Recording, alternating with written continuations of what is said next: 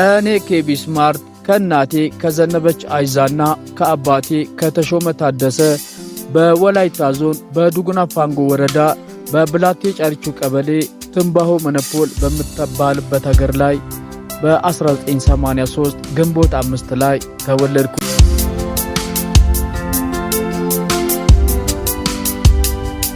እኔ ስወለድ አባቴ ለኔ ኮብራው የሚል ስም ስያሜ ሰጠኝ።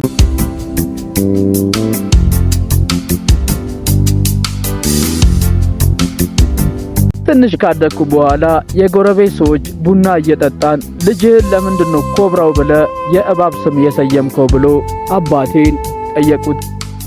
እሱም በመቀጠል እንደዚህ አላቸው።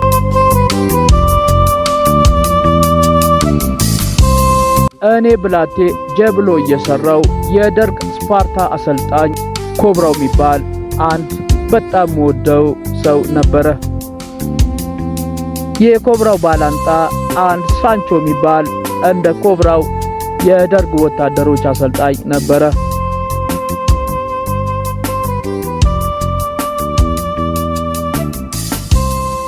ኮብራውና ሳንቾ በውስጣቸው ትንሽ ቅራኔ ነበራቸው።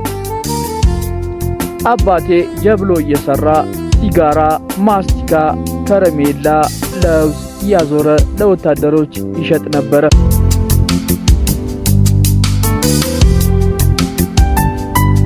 ኮብራው ደግሞ አባቴን በጣም ይወደው ነበረ። አንዳንዴ አባቴ ስፖንሰር እያረገለት አንድ ፓኬት ሲጋራ በነፃ ይሰጠዋል። አንዳንዴ ደግሞ ዱቤ ይሰጠውና ኮብራው ደግሞ ደሞዙን ሲቀበል አባቴን በገንዘብ ያካክሰዋል። እንደዛ በፍቅር ከኮብራው ጋር እየኖሩ ኮብራው በጣም አባቴን እየወደደው፣ ሳንቾም ደግሞ ከአባቴ ሲጋራ እየወሰደ ብር አይሰጠውም።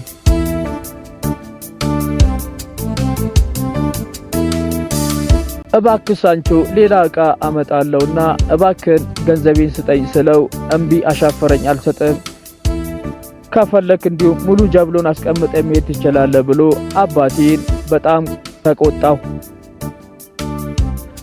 አባቴም ደግሞ ትንሽ በማክሮፉ ለኮብራው እንደዚህ ብሎ ነገረ።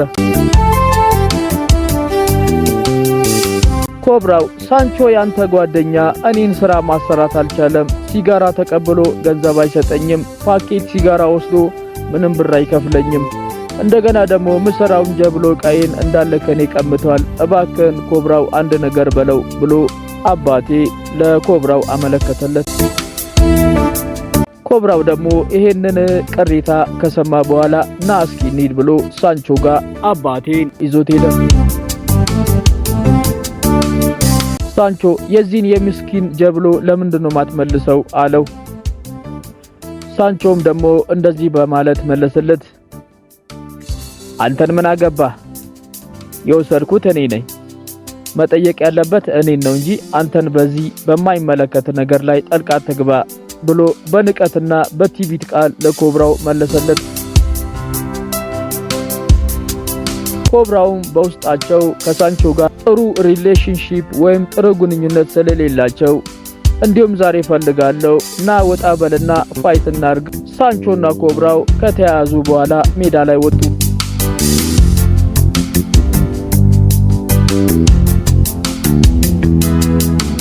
ከዛ አባቴ በህይወቱ አይቶ ማያውቀውን ካራቴ፣ በህይወቱ አይቶ ማያውቀውን ስፖርታዊ ትዕይንት አክሮባት የተቀላቀለበት ድብድብ አየ።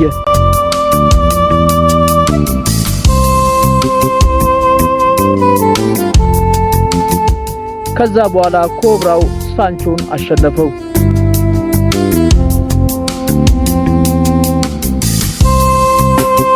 ኮብራውም ደግሞ አባቴን ይዞ ሄደ።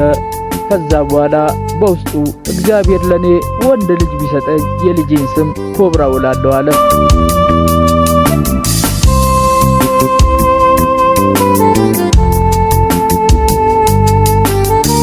እኔም በ1983 ግንቦት 5 ላይ ወንድ ልጅ ሆኜ ተፈጠርኩኝ። አባቴም እግዚአብሔርን አመሰገነና በቃ የልጄ ስም ኮብራው ነው አለ።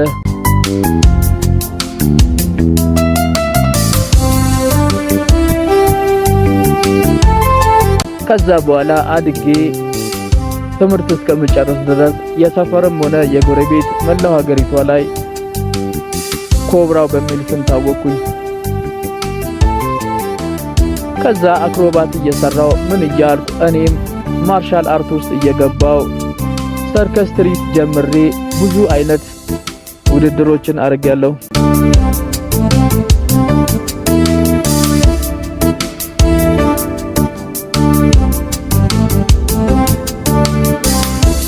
እኔ የ7 ወር ሕፃን ሳለሁ እናቴ ከአባቴ ጋር አንድ ቀን ተጣሉ።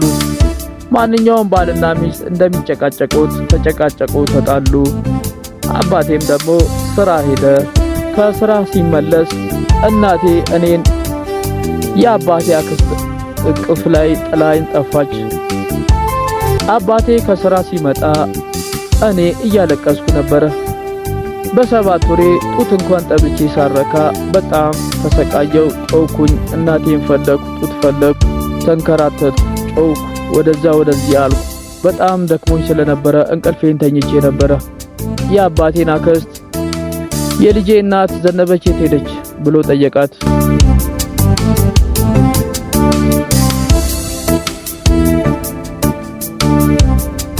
ዘነበች እኮ ቀደመ ከአርባ ምንጭ ፍራፍሬ፣ ጥራጥሬ ለድርጅቱ የሚያስፈልግ ዘይትና የቅባት እህሎችን ያመጣ መኪና ዘነበችን እኮ ይዟት ሄደ።